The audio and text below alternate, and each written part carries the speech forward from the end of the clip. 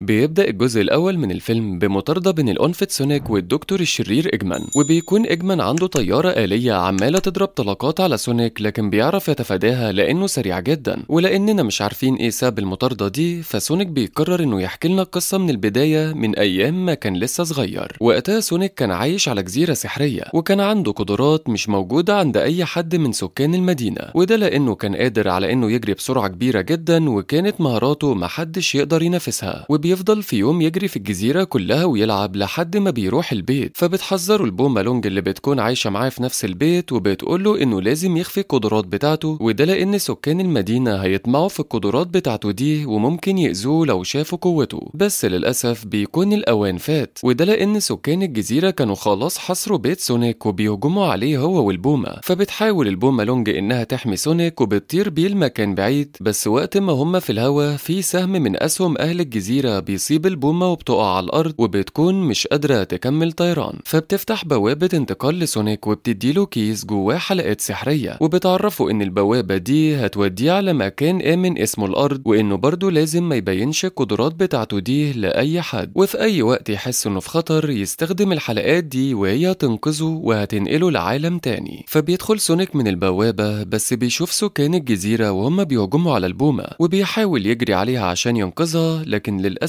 البوابة بتقفل. وبيعدي على الكلام ده 10 سنين، وبنشوف سونيك واللي بيكون عمال يضايق في ظابط اسمه توم، وبيكون توم حاسس بالملل لأن مهمته إنه يقف على الطرق ويشوف لو في أي عربية جاية بسرعة ويديها مخالفة، لكن الطريق اللي هو واقف عليه فاضي خالص ومفهوش أي حد. بس فجأة لما سونيك بيبدأ يتحرك من حواليه بيحس بحاجة سريعة بتتحرك بس مش بيشوفها، فبيستخدم رادار السرعة وبيلاقيه لقط سرعات عالية جدا، وبيستغرب توم خصوصا إنه مش شايف أي حاجة. والموضوع ده بيحصل أكتر من مرة، فبينزل توم من عربيته ويشوف اللي بيحصل، وبيلاقي على الأرض شوكة لونها أزرق، وطبعا دي جاية من جسم سونيك، فبيستغرب من الموضوع. بعد كده بنشوف سونيك وهو عايش في بيته، واللي بيبقى عبارة عن كهف، وبيكون سونيك بيحب الحياة في كوكب الأرض، وده لأنه بيحب البشر اللي ساكنين في المدينة اللي جنبه، وخصوصا الضابط توم مراته لأنه شايفهم ناس طيبين. وبنعرف إن واحد من سكان المدينة دول شاف سونيك، والراجل ده يبقى اسمه كارل، ورسم رسمة لشكل سونيك، لكن محدش كان مصدقه، وحاول انه يمسك سونيك اكتر من مرة علشان الناس ما تفتكرش انه مجنون، ولكنه فشل. وبيبقى سونيك مش عايز يسيب كوكب الارض، وده لانه لو اتعرض لاي خطر هيحتاج يستخدم حلقة سحرية من حلقاته، وساعتها هيضطر يروح على كوكب تاني مهجور مفهوش اي حاجة غير نبات المشروم وبس. ومع ذلك بيكون حاسس انه وحيد لانه ما عندوش اصحاب. وبعدها بنعرف ان توم جاله جواب قبول من اسم سان فرانسيسكو علشان يتعين هناك، وبيكون مبسوط جدا بالخبر ده، لكن مراته بتبقى مش عايزة انه يتنقل هناك. وبنرجع بقى لسونيك واللي في يوم كان بيتفرج على الناس وهي بتلعب بيسبول وبتلعبوا اللعبة دي، لكن طبعا مش بيعرف يلعب معاهم، فبيستنى الليل وبيقعد يلعب مع نفسه، بس بيبقى متضايق من الوحدة، فبيفضل يجري بسرعة جدا حوالين الملعب، وبسبب الجري ده بيطلع منه طاقة جبارة بتعطل الكهرباء في سان فرانسيسكو، وكمان بتوقف الأقمار الصناعية اللي في الفضاء. ساعتها السكان بيتصلوا بالشرطة، ولكن الشرطة مش بتبقى فاهمة ايه اللي بيحصل، وتوم بيحاول يهدي الموقف. وفي وقت ما هو بيتكلم بيلاقي ان الشوكة بتاعت سونيك بتنور بشكل غريب. ساعتها بقى الحكومة الأمريكية بتحاول تشوف حل للمشكلة دي، لكن بيبقوا مش عارفين مصدرها ايه، فبيقرروا يستعينوا بعالم مشهور اسمه دكتور إجمان علشان يشوف حل للمشكلة دي. وفعلا إجمان بيروح على ملعب البيسبول اللي سونيك كان بيجري فيه، وبيفضل يفحص الملعب والمنطقة المحيطة باستخدام الروبوتات بتاعته. وفي واحد من الروبوتات دي بيلاقي آثار أقدام غريبة، واللي بتكون طبعا خاصة بسونيك، لكن هم مش بيكونوا عارفين ايه آثار الأقدام دي لأنها مش شبه آثار أقدام أي كائن حي على الأرض. وقتها سونيك بيشوف الروبوتات فبيخاف وبيروح على الكهف، وبيقعد يجمع حاجته علشان يروح عالم المشروم. بس ساعتها الروبوتات بتهجم على الكهف اللي هو فيه، فبيسيب الحاجة بتاعته وبيطلع يجري، وبياخد معاه الكيس بتاع الحلقات الذهبية. ساعتها بيكون توم بيتكلم في التليفون مع مراته اللي سافرت، وبيحكي لها عن اللي حصل في سان فرانسيسكو، لكن في الوقت ده بيسمع صوت غريب جاي من الجراج، وبيكون فاكره حيوان بري، فبياخد مسدس التخدير بتاعه وبيطلع على هناك، وبيتفاجئ بسونيك واللي بيكون ماسك واحدة من حلقات الذهب، فبيخاف توم وبيقرر انه يخدر سونيك. ساعتها سونيك بيبدأ يفقد توازنه، وبيشوف كلمة سان فرانسيسكو على التيشيرت بتاع توم، ولما بيغمى عليه بتقع منه الحلقة الذهبية، وبتفتح بوابة لسان فرانسيسكو، وكيس الحلقات الذهبية بيقع منه هناك. وبعدها توم بياخد سونيك وبيحطه في قفص وبيحاول يفهم ايه الكائن ده، وبيدرك ان الشوكة اللي معاه من سونيك، وساعتها بيفتكر كلام كارل وبيتأكد انه صح. وبيصحى سونيك بعد كده وبيبدأ يتكلم مع توم اللي بيكون خايف منه جدا، لكن سونيك بيقعد يهديه وبيقوله انه مش شرير وانه بيحبه قوي كمان. وقبل ما يكملوا كلامهم بيجي دكتور إجمان هو والروبوتات بتاعته وبيكونوا وصلوا عند بيت توم، وده بسبب آثار أقدام سونيك. لكن سونيك بيبقى مش قادر يجري لأن المخدر لسه مأثر في رجليه، فبيطلب المساعدة من توم لأنه لو اتمسك من إجمان هتبقى حياته في خطر. وفعلا توم بيساعد سونيك وبيخبيه في البيت بتاعه، وبيطلع يتكلم مع إجمان وبيسأله عن سبب وجوده جنب بيته، فبيقوله إنه بيتتبع سبب انقطاع الكهرباء، وبيقوله إنها قطعت بسبب طاقة كهرومغناطيسية حصلت فجأة، واللي غالبا السبب فيها هو كائن فضائي، والكائن ده قريب من بيته. وإجمان بيحاول ياخد أي مساعدة من توم وبيقوله لازم لو شفت أي حاجة غريبة تقولي على طول، وده لأن التستر على كائن غريب زي ده يعتبر خيانة للوطن. وساعتها بتكون الروبوتات بتدور على سونيك في البيت، وسونيك بيكون مستخبي منهم، لكن أول ما واحد منهم بيقرب منه بيخاف وبيتحرك. وصحيح هم مش بيشوفوه ولكنه بيعمل صوت، فإجمان بيشك وبيدخل البيت لكنه مش بيلاقي حاجة غير كائن الراكون، فشكه بيقل في توم. لكن ساعتها بيلمح الشوكة بتاعت سونيك وبيتأكد ان توم يعرف حاجة، فبيهدده بيقوله انه لو ما قالش اللي يعرفه دلوقتي هيتأذي. فبيخاف سونيك على توم وبيظهر نفسه لإجمان، فبيحاول إجمان انه يمسكه، لكن سونيك بيبدأ يهرب مع توم وبيركبوا العربية بتاعت توم. وبيوصل مساعد إجمان اللي اسمه ستون وبيشوفهم وهم بيهربوا ولكنه مش بيلحقهم، فبيروح يشوف إجمان اللي بيكون متعصب جدا من ستون لانه وصل متأخر، وبيعرفوا انهم لازم يقبضوا على سونيك في اسرع وقت، وده لانه عايز يستفيد من قوة سونيك. وبياخدوا شوكة سونيك وبيطلعوا على المختبر بتاعهم، وبنشوف توم وسونيك واللي بيكونوا لسه بيهربوا بالعربية، وبيحكي سونيك حكايته لتوم وبيطلب منه يوصله لسان فرانسيسكو، وده عشان يرجع الحلقات السحرية اللي ضاعت منه بسبب توم. لكن توم بيرفض وبيقوله انه مش عايز مشاكل، فسونيك بيطلب منه انه يعرفه الطريق لسان فرانسيسكو، فتوم بيقوله امشي في اتجاه الغرب. فبيطلع سونيك يجري لكن مفيش ثواني وبيرجع من تاني، فبيقول لتوم ان الطريق اخره بحر وانه مش بيعرف يسبح ولا بيحب المية، وبيطلب منه المساعدة. فبيوافق توم وبيركبوا العربية، وده عشان يروحوا لسان فرانسيسكو. ساعتها بيقعدوا يتكلموا مع بعض كتير لحد ما بيوصلوا المدينة من المدن على الطريق، فبينزل توم يتكلم في تليفون عمومي وبيطلب من سونيك انه ما يتحركش من العربية. وبيتصل توم بزميله وايد عشان يسأله على اخر الاخبار، لكن المفاجأة ان دكتور إجمان هو اللي بيرد عليه، وساعتها بيقول له انه هيفضل يدور عليهم لحد ما يوصل لهم. فبيرجع توم للعربية بسرعة لكنه بيلاقي سونيك اختفى، وبيقعد يدور عليه لحد ما بيلاقيه في الحانة. وبيكون سونيك عايز يقضي وقت حلو قبل ما يمشي ويروح كوكب المشروم لانه هيبقى وحيد، وبيكون مبسوط جدا لانه اخيرا لقى صديق ليه وهو توم. فبيتعاطف توم مع سونيك وبيقعد يلعب معاه شوية في الحانة، لكن بيجي شوية رجالة من اللي في الحانة وبيكونوا عايزين يطردوا سونيك لان شكله غريب. وساعتها سونيك بيبوظ الموقف اكتر، وواحد منهم بيضرب توم في وشه، فبيخبط توم في واحد تاني في الحانة، وطبعا بتبدأ خناقة كبيرة في المكان. فبيهرب توم وسونيك من المكان وبيكملوا في طريقهم، وبيقفوا في واحد من الفنادق علشان يرتاحوا. وساعتها سونيك بيعمل حاجات كتير في الفندق وبيبقى مبسوط وبينام من التعب. وبيكون مع سونيك قائمة أمنيات، فبيشوفها توم وبيلاقي إن سونيك عمل كل حاجة تقريبا، لكن واحدة من أمنياته إنه يلاقي صديق حقيقي. وساعتها بيفتح توم التلفزيون وبيلاقي صورته نازلة في الأخبار على إنه مجرم وأي حد يشوفه يبلغ عنه. وتاني يوم بيروح إجمان للحانة اللي هم كانوا فيها وبيستجوب الناس اللي هناك لحد ما بيعرف الطريق اللي مشي منه سونيك وتوم، وبيعرف إنهم رايحين على سان فرانسيسكو. فبيبعت وراهم روبوت على شكل عربية علشان يقبض عليهم، فبيلحقهم الروبوت وبيرمي خطاف على عربية توم. فبينزل سونيك وبيخلص على الروبوت ده، لكن وقتها الروبوت بيطلع من جواه روبوت تاني بيحدف متفجرات على عربية توم. بس سونيك بقى ما بيسكتش وبيخلص من المتفجرات وكمان بيدمر الروبوت ده. لكن الغريب في الأمر إن الروبوت ده كمان بيخرج من جواه روبوت تالت، وساعتها توم هو اللي بيدمر الروبوت ده وبيبقى سونيك بيسوق العربية. لكن بيطلع لهم روبوت رابع وبيكون صغير جدا وبيدمر سقف عربية توم، وبعد كده بيلزق في ايد سونيك وبيكون على وشك انه ينفجر. فبيشيله سونيك بسرعة من ايده لكن مش بيلحق يبعد عنه وبينفجر، وللأسف بيغمى على سونيك من شدة الانفجار. فبياخده توم عشان يحاول يعالجه وبيكون خايف على سونيك جدا. وبنشوف دكتور إجمان واللي بيبقى متعصب من اللي حصل، وساعتها بيقرر انه يفحص الشوكة بتاعت سونيك وبيكتشف الطاقة الجبارة اللي فيها، وبتزيد رغبته في القبض على سونيك علشان ياخد كل الطاقة دي ويستغلها. بعدها بيروح توم بسونيك على بيت راشيل أخت مراته علشان يخلي مراته تنقذ سونيك، لكن ساعتها راشيل مش بتكون عايزة تدخل توم بسبب الأخبار المنتشرة عنه على التلفزيون. بس في الآخر مرات توم بتوافق إنها تساعد سونيك وبتديله دواء وبيرجع زي الفل. وكمان جوجو البنت الصغيرة بتدي سونيك جزمة جديدة علشان يعرف يجري بيها لأن جزمته كانت وحشة. وبيركب توم ومراته وسونيك العربية وبيروحوا عند البرج اللي في الحلقات، وبيدخل توم على أساس إنه في مهمة سرية، وبيقدر يقنع إدارة البرج إنهم يفتحوا له السطح، وبيبقى مخبي سونيك في شنطة كبيرة. وفعلا بيطلعوا وبيلاقي شنطة الحلقات وبياخدها سونيك، وبيكون لسه هيفكر هيروح بيها فين، لكن ساعتها بيجي إجمان والروبوتات بتاعته وبيضربوا صواريخ على توم ومراته وسونيك. فبيحدف سونيك توم ومراته من سطح البرج عشان ينقذهم، وبيخلص على كل الصواريخ والروبوتات، وبيبقى ناقص بس إجمان وطيارته. ساعتها إجمان بيستخدم قوة شوكة سونيك وبيطلق على سونيك شعاع ليزر قوي، وفعلا بيأثر على سونيك شوية وبيكون مش هيقدر ينقذ توم ومراته، لكن في آخر لحظة بيحدف وراهم حلقة دهب وبتوديهم على المدينة اللي كانوا عايشين فيها قبل سان فرانسيسكو. وساعتها سونيك بيقع على الأرض هو والحلقات بتاعته، لكنه بيلمها بسرعة وبتبدأ المطاردة بقى اللي كانت في أول الفيلم. وقتها سونيك بيفتح بوابات وبيخلي إجمان يدخل منها، زي مثلا بوابة لفرنسا ومرة للصين، بس إجمان بيبقى سريع جدا وبيدخل وبيخرج من البوابة قبل ما تقفل، وبيكمل جري ورا سونيك. بعدها بيروح عند الأهرامات وبيحاول سونيك إنه يخدع إجمان، لكن مفيش أي فايدة وإجمان بيجي وراه. وبيروحوا على المدينة بتاعت توم وبينجح إجمان في إنه يوقع سونيك وبيكون خلاص هيقتله، لكن في آخر لحظة بيجي توم وبياخد كيس الحلقات الذهبية وبيفتح بوابة وبينط بيها على طيارة إجمان، وبيبدأ إنه يعطل إجمان عن سونيك، لكن إجمان بيرمي توم على الأرض. وفي الوقت ده بيجي وايد وكارل وبيحموا توم وسونيك، وبيكون إجمان مستغرب من اللي بيحصل وبيسأل توم أنت ليه بتعمل كده، فبيقول له لأن سونيك يبقى صديقي. وساعتها بيصحى سونيك وبيكون سامع اللي اتقال، فبيفرح جدا وبيبقى في أقصى قوته وبيقرر إنه ينتقم من إجمان، وبيقدر إنه يدمر كل الصواريخ وبيعطل طيارة إجمان كمان، وبيفتح بوابة لكوكب المشروم وبيخبط طيارة إجمان وبيخليها تدخل من البوابة وبيحبس إجمان جوه. وقتها الكل بيفرح وبيقرر توم ومراته إنهم يكملوا حياتهم في المدينة دي لأن سونيك بيحبها. وتاني يوم بيجيلهم واحد من قادة الجيش وبيشكرهم على إنهم خلصوا على إجمان، وبيقول لهم إنه عايز يشوف الكائن الفضائي، لكن توم بيكون خبى سونيك وبيقول له إن مفيش كائن ولا حاجة ودي قصة من اختراع إجمان. لكن بعد كده بنشوف سونيك واللي بيكون عايش مع توم ومراته في بيتهم، وعملوا له كمان أوضة خاصة بيه. وفي النهاية بنشوف إجمان اللي بيحلق شعره وبيكون معاه كمبيوتر الطيارة المتدمرة بتاعته وكمان شوكة سونيك، وبيقول إنه لازم يرجع كوكب الأرض علشان ينتقم من سونيك. وهنا بيخلص الفيلم.